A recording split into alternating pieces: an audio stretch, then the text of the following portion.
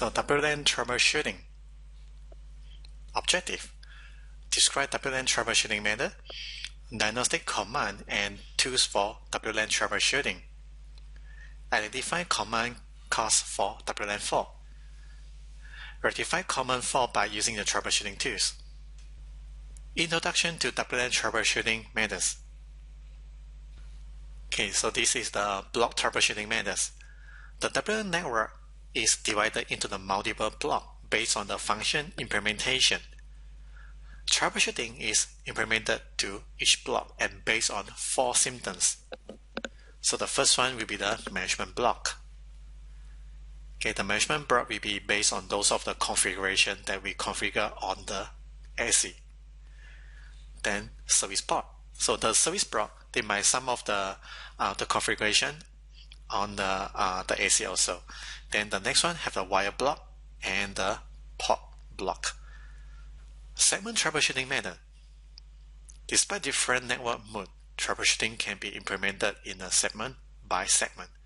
So based on the physical connection, so we need to understand the entire the infrastructure. How does it look like? So we're going to classify them into the different layers. Okay, the SDA, AP, switch, AC, and the internet. So replacement troubleshooting method. A component that are support to be faulty is replaced by a good component to check whether the fault symptom is disappear. So we always doing the troubleshooting is from the low layer. It's not start from the top layer. We're not going to touch on the controller, okay, because they have a lot of the very complex configuration. So we try to not touch on the highest layer first. So we try to use the PC or maybe the different laptop to try out. If the problem is only happening to the single PC, then we need to find another way to solve it. Okay, so unless all the SDA also have the same problem, I already replaced with the new SDA and try the wireless, but somehow the network connection doesn't work. Okay, and the next one, when the AC, the SDA is already replaced, cannot solve the problem. Then the next one, try to check the AP. Is it a problem happening on the AP? Content number 2. Introduction to diagnostic command and the tools for WLAN troubleshooting. The first one is the diagnostic command. So this is the common command that we always use, the ping command. So we have to test the connectivity. Okay, the reachability between the AP, AC, and also the client. Display command to check some of the parameter configuration. The trace and debug command. So we can try to using the ping command to check the connectivity between the host, gateway, AP, and also the AC. And we also can using the display command. So try to check your current version. Is it right now my AC or maybe the AP, the version is mismatched? So this is a reason that cause the AC cannot form the CAPWAP with the AP. And we also can using display AP all command to display the status of all the AP. Display AP all. Okay, so this version is applied to the different version of the AC. Okay, maybe I can show you some of the example. So this is my ENSP. Currently I'm running that, and I want to check my current activity between the 2 AP. So I go into my controller. Okay, and I can using display AP all to check. So okay, like this. Okay, expand a little bit. So I have 2 APs connected, and this is a MAC address. So you notice the state right now, both is normal. Okay, so we can always using the display AP all command to verify is it right now the AP in the good condition. And the next one, we can use display access user command to check that how many access user is actually connected. When they have no user connected, of course you won't see anything. Okay, let me try. So I'm using display access user. So right now I have no online user. Okay, I try to using my SDA. Huawei connect to BG, both of those is BG, but come from two different AP. It doesn't matter. Okay, I just click on this one, obtain the IP address. Okay, now it's connected. Okay, I get the IP address. It's good. Okay, now I can try to display again. Once they have the user connected, so you can get the information here. Okay, so now right now it's already have one user is connected, and this is his MAC address. Okay, so you can using the display asset user from your controller to check got how many user is concurrently is connected to your controller. Then the next one, the diagnostic tools. So there's many other software we can able to use to scan the capture the Wi-Fi packet. So Insider is one of the recommended software. So Insider is a signal scanner. It can display the signal strength and other information such as the SSID, encryption mode, channel RSSI, and the MAC address. So on the top, you can notice they have some filter. Okay, this row right here you can filter based on the SSID, based on the channel, signal security, and also the Wi-Fi versions. Okay, they will help you to arrange that. Signal strength at different time. So now you can try to select either one of the SSID. So it will going to show you the different color label from a channel. Okay, right now this SSID using the channel number 5. Okay, right now he using the channel number 5. Okay, and the call channel.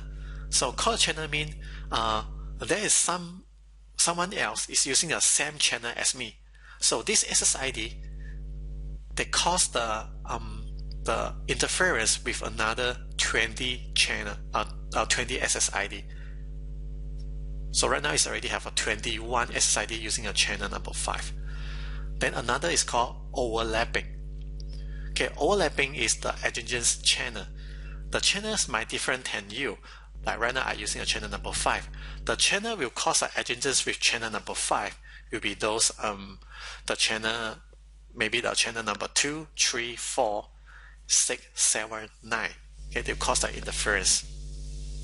So that's 6. And right now my signal strength is -48. Okay, this dark blue color is my current signal. Do you notice this is a dark blue? Okay, this is my signal strength. Sometimes it's very high. Okay, and at one moment my signal is gone, it's lost. So mean right now I have no signal. Then I come back again, get a better signal strength, and decrease again.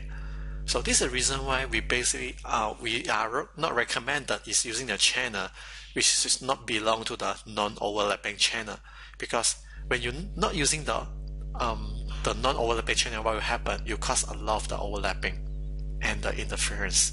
Do you notice this interference come from different channel?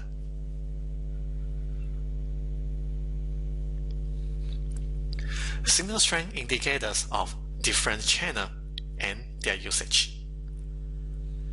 Okay, so they will show you the channel. So currently there are how many the SSID in this channel. They show you the different color here. Number 3, the troubleshooting solution. The fault locating process. Located the faulty quickly according the process step by step. Okay, first we're going to check the SDN. When there's a wireless problem, we'll always start from the laptop. Okay, those devices can connect it to the Wi-Fi. Then after that, after doing the troubleshooting on the SDN, the next step, try to check, is it because the signal strength problem? Sometimes the wireless is not stable, it's because due to some other interference. Or maybe the signal is being too weak after they pass through too many obstacles. So check whether the AP is working properly. Okay, you can go to the AP area and make sure the PoE is the LAN cable is already attached to your AP. Okay, they got the power signal. Then the next one is check the wire network device are working properly. Okay, maybe it's the PoE switch. Okay, and the last one is check the AC and its uplink are working properly.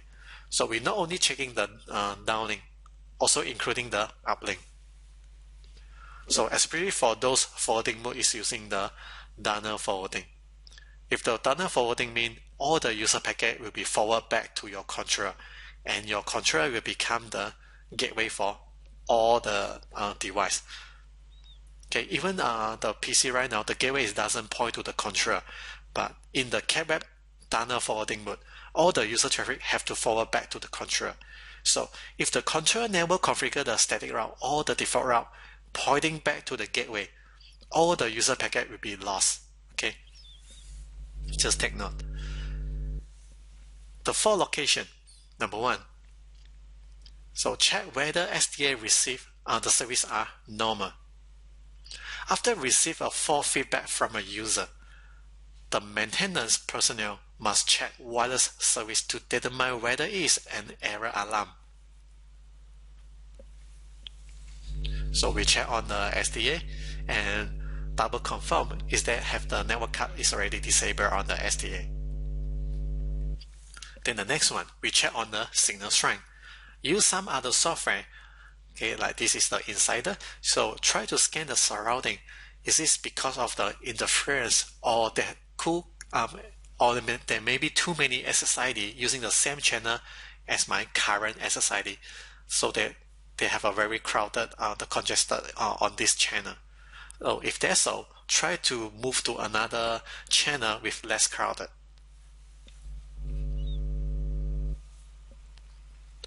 Follow up will be check whether the AP is working properly. So we will look at the AP and check on the LED. Okay, those of the light, whether the indicators is showing in a normal status or not. Of course, this one will be based on the product. Okay, some product it doesn't come with many the indicators. They only have one, and some APs might deploy inside the ceiling, so you can't able to view the indicators. So in this case, you need to go to your controller and check the connection between the AP and the AC.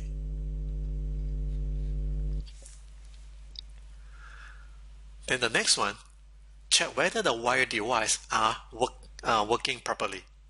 The wire network device usually include the layer 2 switch and layer 3 switch. Log into the switch through the console to check whether the IP address, the mask route, and working mode for the switch are configured. Like example, we need to configure what? Okay, this is the access link or the trunk link. Okay, do you configure the trunk link here with allow pass all the VLAN to pass through? Those the service VLAN and the management VLAN. You also need to allow those VLAN to pass through from the trunk link.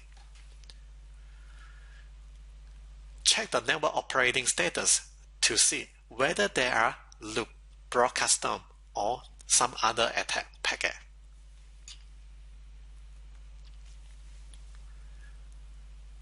Then check whether the AC is working properly. So checking whether the authentication and the encryption mode are correctly configured on the controller. Then next is the service are correct configured. So you can try to view your profile and make sure all the profile you already buy to the correct profile. Here's some like example the WMM, the radio profile, select the right radio, and also the VAP. Okay, you have to configure properly. Then the last one is check the uplink. So right now this topology is connecting in inline mode. So all the traffic have to pass through the AC before go to the network. So we need to make sure the uplink is already configured properly and the AC can actually forward all the traffic to the router. And also don't forget to check the router.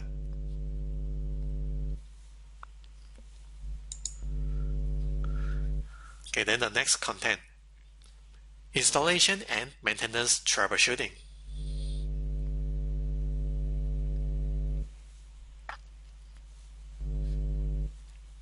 The precaution: routine maintenance of wireless device.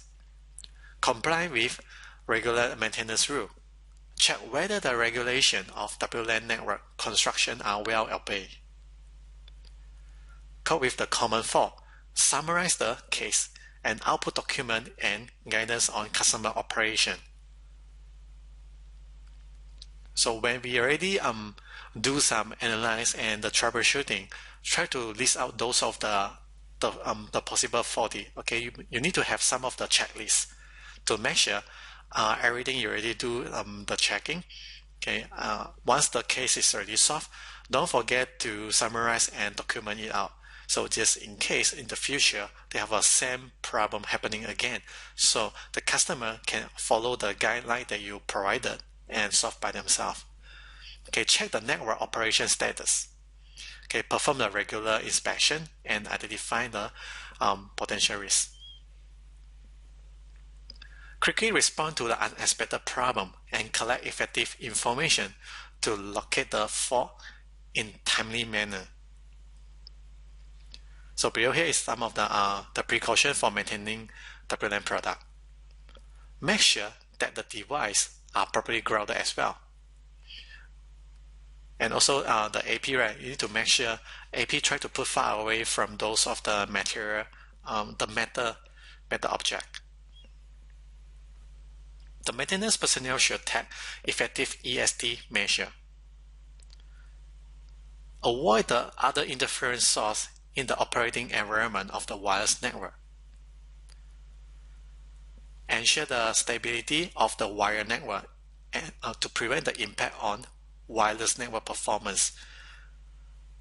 So some of the problem they might come from the wire. It's not directly the wireless problem. Okay, something we can't able to do is because on the wiring when they have a broadcast or maybe the routing is doesn't well configured, so they might cause the problem for the wireless performance.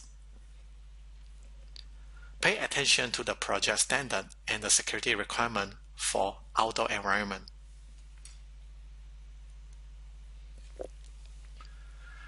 Improper installation troubleshooting. Improper installation is a problem that occurs when constructing the WLAN hardware architecture.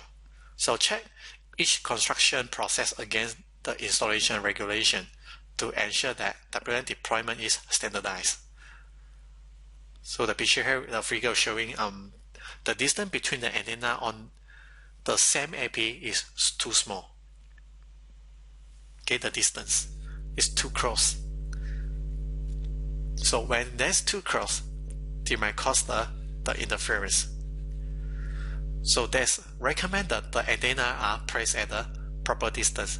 Make sure they at least have 1 meter. Troubleshooting on the user side. When the user cannot access the network, check whether the wireless network adapter is enabled. They might, some of the user, they accidentally go into the wireless adapter there and disable the adapter, so they make the wireless is lost the function. They can't able to scan the wireless. So check whether the surrounding wireless signal are normal or whether any signal interference. Check whether the password is valid and correct. And last, check whether the certificate is correct installed for the user who adopt the .1x authentication. Then the last one is a troubleshooting on APs. When the AP cannot go online, first we need to check the AP. So check whether the AP obtained an IP address. For every single IP device, the first thing we're going to check is, of course, it's a physical connection. We need to make sure the AP have the power, got the power supply. And the second one, the connection to the uplink when they're using the PoE switch. Is it the PoE switch is work properly? Okay, if everything is already verified on the physical layer, now we go for the IP address. Try to check your AP. You can try to console to your AP and check the IP address. does the AP receive the IP address. So if there's no problem happening to the IP, then we go for the connection. Try to use your AP ping to the controller. Okay, make sure the AP can reach to the controller. Then the next one, is it the AP required during the authentication? Okay, ping is one thing, because when the IP already well configured, we have the static route, or maybe we're running a dynamic, we have a gateway, so the AP can ping to the AC, but doesn't mean they will form the cat web automatically. Okay, we need to know the connection between the AP and AC. Does that set the authentication to recognize the AP? So the earlier one I did mention, the authentication will have the MAC authentication, serial authentication, or non-authentication. So when the authentication we already checked, then the next one is the number of the AP connected to the AC. Is it reached to the maximum? So some AC are not allowed to connect to too many AP. They have a maximum number of the AP can detect and support. So when the too many AP existing in the network, so the AC will go into ignore. Okay, try to look at your license. Okay, how many AP can able to support? Check whether the MAC address or the serial number of the AP conflict with another AP. Okay, so this case will be very rare, okay, but they might happen.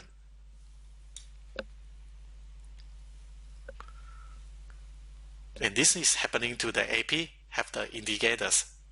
If this AP is not hiding inside the ceiling, so you can check the indicators. So if the indicators is string green, the radio are enabled.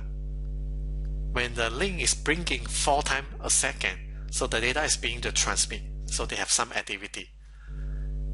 When there's no light, okay, the radio are disabled. The link status, okay, the first one is radio, second one is for the link. If the indicator is a steady green, so right now the connection is established. When they blink 4 times a second, so the data is transmit. So basically what I can tell you from here is the radio signal is for the wireless, okay, it's for the downlink. When they have the activity going on, here we keep blinking. And at the middle here, this is for the uplink, connected to the switch or the controller. So when this keep blinking, right now they have some transmission going on. Okay, the last one here is the power supply. Okay, if the indicator is steady green, so now it's working properly. When it's off, now it's power off, of course, or maybe 40.